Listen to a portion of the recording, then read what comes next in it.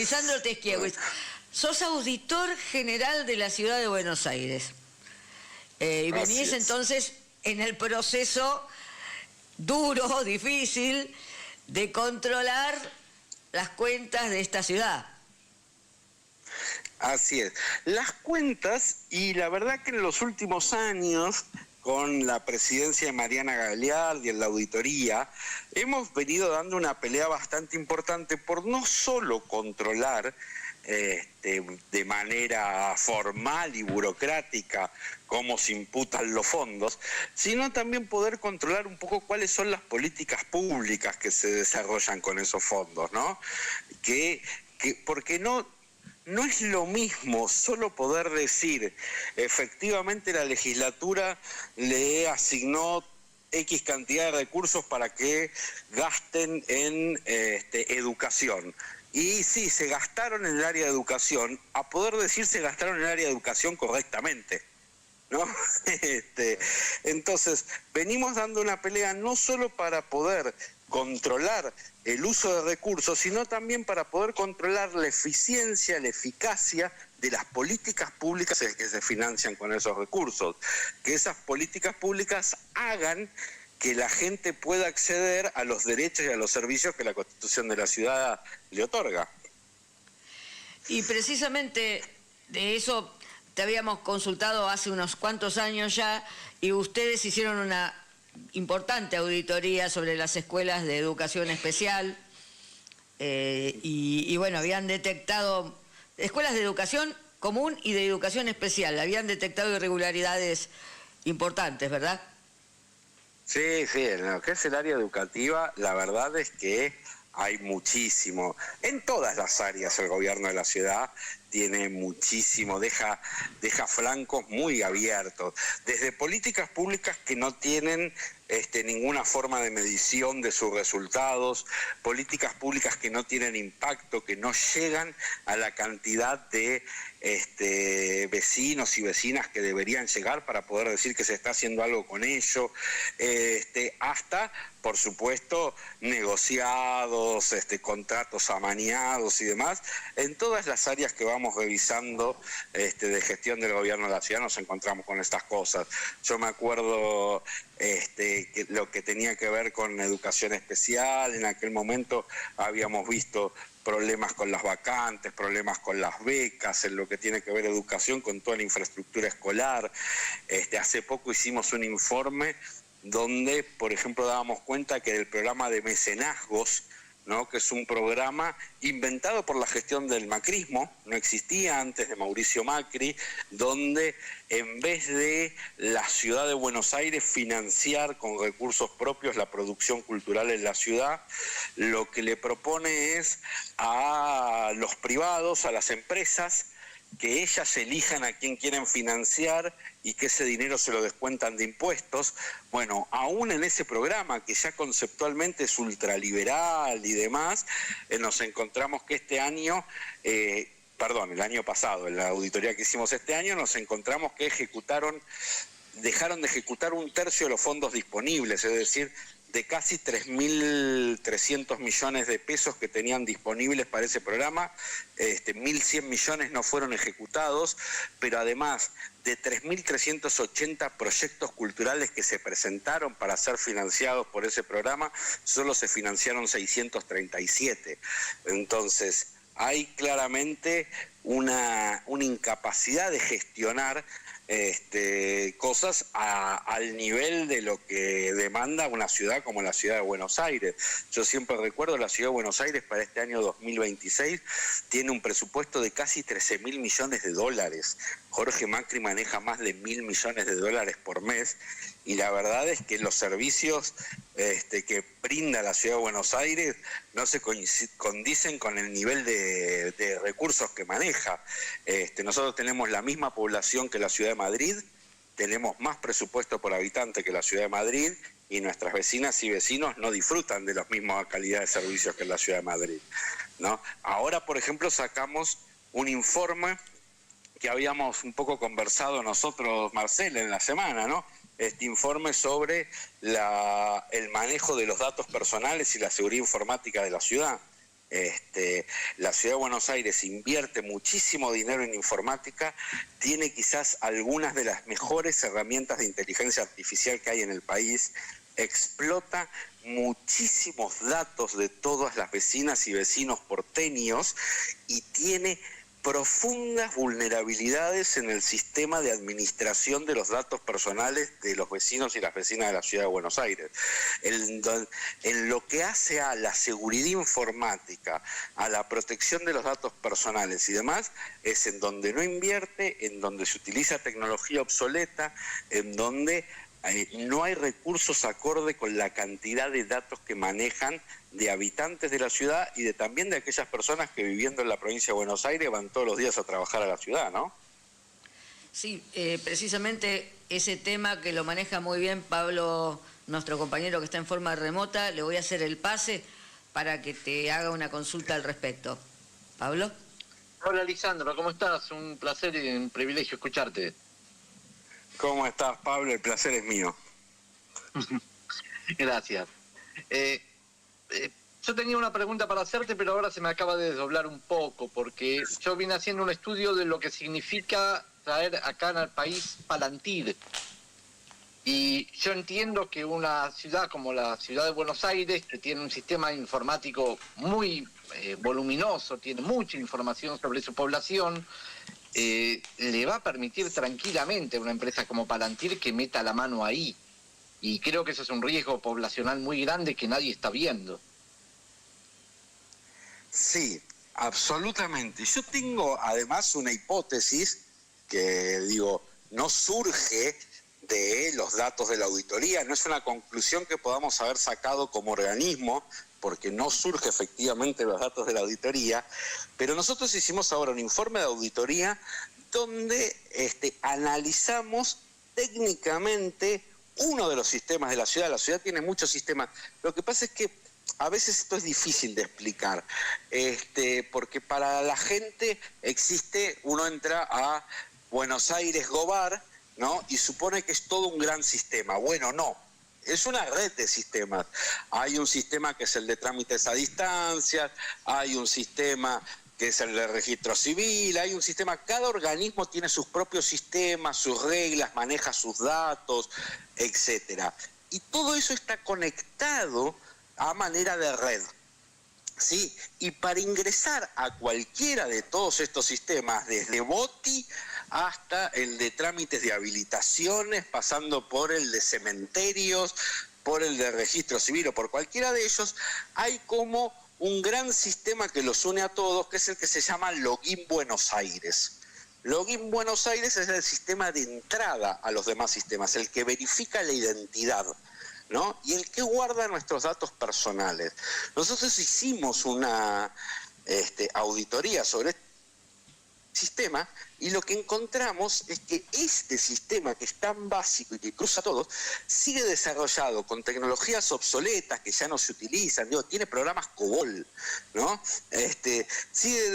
Tiene debilidades profundas en sus bases de datos, utiliza mecanismos de web service y otros mecanismos que permiten a quien tenga el conocimiento técnico, la habilidad y la expertise, vulnerar los sistemas de seguridad, ¿no? Y por lo tanto acceder a esas bases de datos, y llegan al punto, la desidia tan grande, de ni siquiera cumplir con la Ley Nacional de Protección de Datos Personales y tener las bases de datos personales correctamente registradas ante la Dirección Nacional de Datos Personales.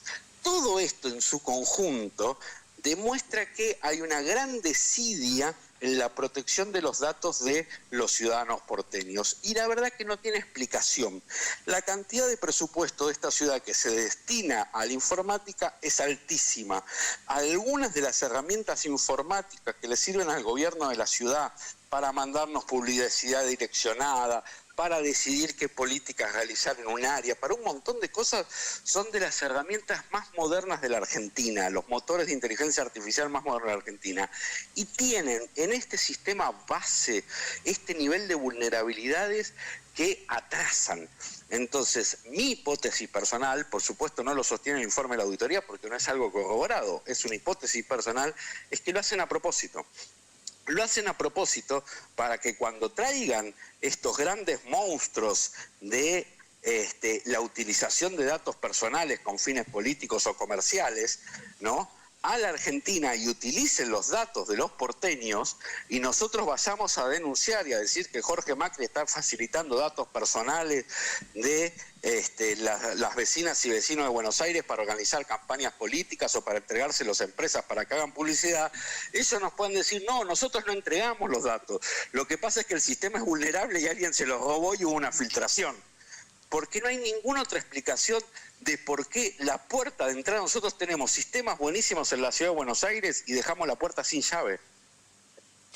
Clarísimo. Una negligencia cómplice, ¿no? Es la única hipótesis que puedo entender. No se me ocurre ninguna otra razón por la cual la ASI, que funciona tan bien en otras áreas para definir sistemas, en esto de la protección de los datos de los porteños, hace agua por todos lados. Daniel Calvet, ¿tenés alguna inquietud sobre esta temática? Sobre esta temática sí, que estoy invadido con la IA en mi teléfono y no sé cómo manejarla. Pero por otro lado quiero hacerte una pregunta, Lisandro. Buenas tardes, ¿cómo estás?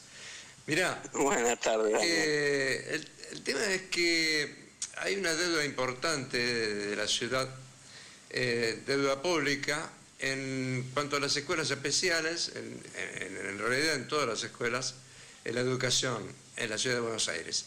Pero en las escuelas especiales, que me involucra mucho a mí este tema, la deuda, por ejemplo, como el FUDE, el incentivo docente y todo aquello que son lo que hace que financie la educación especial en cuanto a las herramientas a utilizar, la informática y todo lo que es necesario para la tecnología. Entonces, obviamente que tiene que haber una mirada al respecto de esta deuda pública importante con las escuelas especiales. ¿Qué podés aportar a esto? Bueno, a ver, lo primero que hay que decir sobre esto es que con la educación especial, con las escuelas especiales en particular, pero con la educación especial como concepto en general, el macrismo tiene una posición en el que decididamente le ha declarado la guerra, ¿no?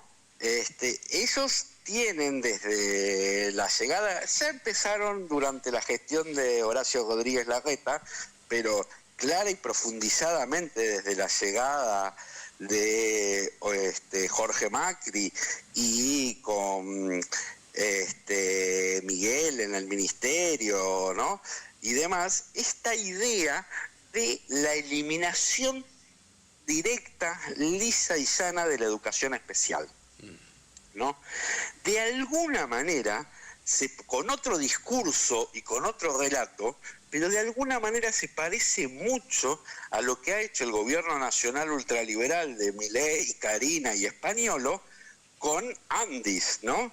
Esta idea de las familias tienen que resolver ellas cómo se integran aquellos niños o adolescentes o incluso jóvenes adultos con necesidades especiales, con alguna discapacidad, etcétera, etcétera, al sistema educativo común, y en todo caso debe financiarse a través de las obras sociales o a través de algún otro mecanismo, subsidiarse formas de integración, maestras integradoras, parejas pedagógicas, mecanismos de soporte.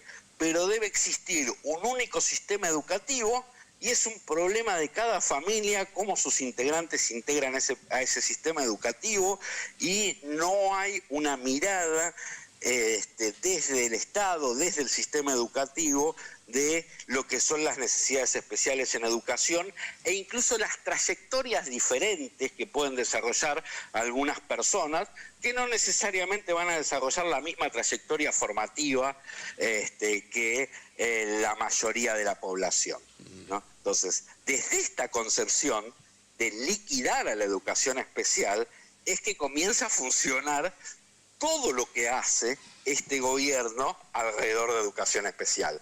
Si ellos pudieran, cerrarían automáticamente todas las escuelas.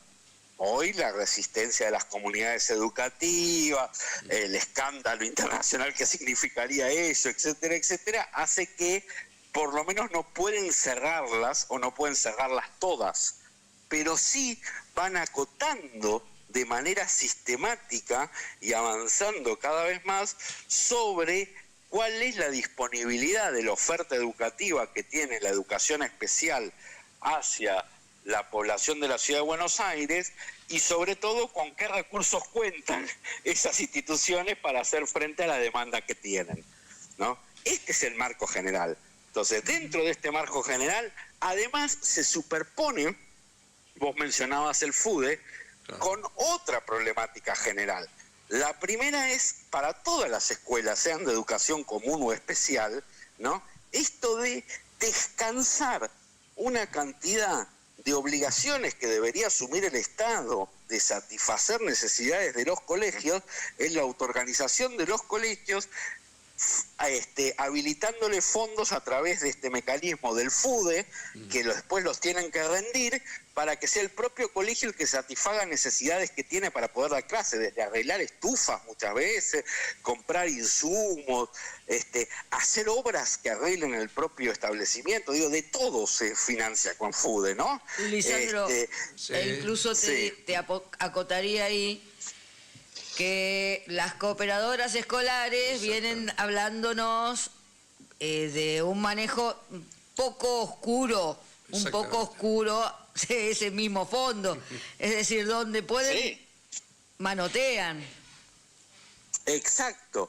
Pero lo primero que hay es un montón de necesidades que debiera cubrir el Estado de los establecimientos escolares, se lo traslado a la propia gestión de la comunidad educativa a través de fondos que deberán rendirme y que si no rinden ya me justifica no girarle más fondos. Por lo tanto, hay alguna necesidad que no va a ser cubierta porque no van a llegar los fondos, pero además esos fondos que les giro no alcanzan para cubrir las necesidades que yo digo, ¿no? Si uno mira el subsidio de material didáctico, la verdad que a esta altura creo que alcanza para comprar 2 boligomas, ¿no?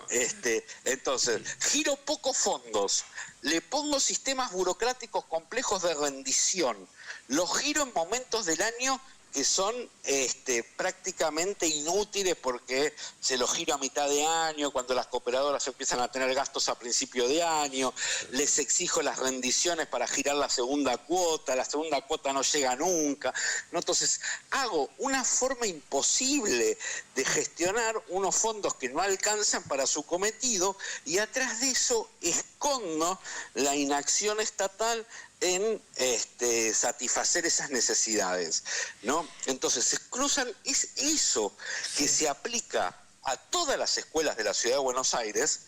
En el caso de las escuelas especiales se cruza con una decisión política profunda de desmantelar las escuelas especiales.